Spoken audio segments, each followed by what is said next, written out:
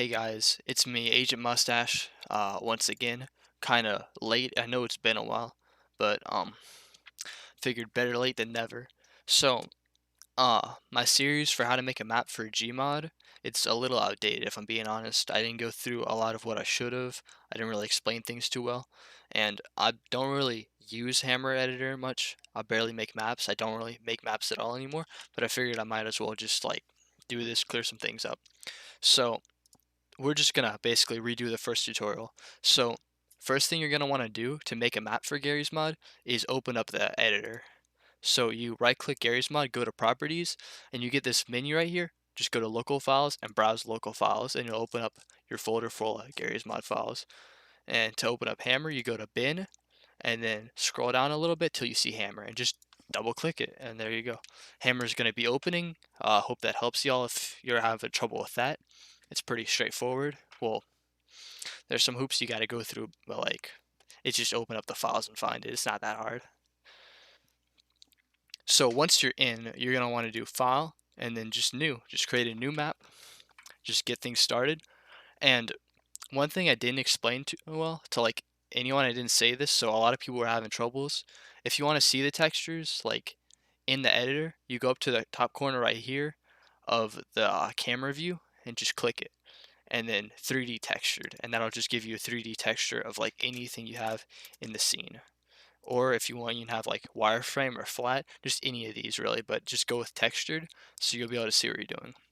And right now we're just gonna make like a house pretty much. So let's just get a ground texture. You can use anything you want. I just use dev textures. I'm gonna go with that and just scroll out a little bit. And the controls for this are really simple. So for these isometric views, it's basically scroll wheel to zoom in and out, and then middle mouse to like you press and hold middle mouse and just move the mouse around to like look around. It's pretty simple. So we're just gonna like click and drag here, just create like a flat base. And you'll see on our scene view, you can see like the outlines. Press Z to get control with your mouse in there, and you can just move around with W, A, S, and D, and then press Z to let go, and just press enter to create the object you're trying to make. It's pretty simple. Let's go back to the selected tool and just like rescale it however you want. It's pretty easy. So now that we got our ground, let's make some walls. So go back to the block tool, choose a different texture, of course. We don't want the ground and the house looking the same. It'd be kind of whack. But we're just gonna like draw on some walls down here. Just get a better angle. Move it up in the other views, kind of make it a little bigger. We got like a good sized wall going. Press enter again, you got a wall. And then you can basically redo that for all the sides of the house, just like that. There you go, you got like the basic 4 walls down for your house. Pretty simple. Now let's get a roof going. So we're just gonna click and drag, cover the whole house there, move it up a little bit, and do like that. Now, we're gonna make it a little different though. So instead of having just a flat, like basic boring roof, we're gonna make it a little extra, you know? So we're gonna bring that up a little higher, and it looks pretty basic from here, just like a big cube on the roof. Looks kind of not too good right now, but we're gonna fix it, all right? So at the very bottom of the tool list, kind of like second to last, you got the clipping tool. So we're gonna select that and go back to one of our views, this bottom side view, and just click and drag to where the red shaded part is on the outside. And what this tool does, it allows you to cut a block in half, or just cut any object in half. So normally what it'll do, the red part, it deletes it. So it keeps the white part and deletes the red part. So you can click that to like cycle through the selected parts. So right now we're just going to keep it like basic, just delete that outer corner, and do the same thing for this side. You press enter to accept, of course, and there you go. You got a pointy little roof going for your blocky house. So we're just going to save real quick. So basically, I don't know how many tutorials I've done, but to save, you just press Control S, or you do File and Save. Just remember to keep saving Every time you get something done, just like press Control S real quick, save it, make sure you don't lose progress if it crashes on you, which happens way more than it should, honestly. But yeah, save it. And then right now, we're gonna make a door because like we got a house. It's kind of more like a barn right now, but or like a warehouse kind of. But we're gonna make a door on our house. So we're gonna use the clipping tool again, selecting that wall, and uh, we're gonna do like this to where it doesn't delete either side. And we're gonna kind of cut it out, and there you go. So we have this one piece in the middle, and we got these two outer pieces. So what we're gonna do now, instead of like being all crazy and deleting that, creating a new block, we're just gonna scale it up. So we got like a nice sized doorway, pretty decent sized. Um, yeah. So that's a little house we got there.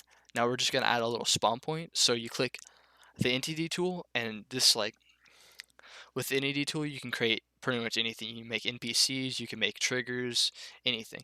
But right now we're just gonna use it as a base, like the default set entity, and it just creates a little spawn point right there. So this dude, the little Gordon Freeman, that's where you spawn. That's where the character's gonna spawn.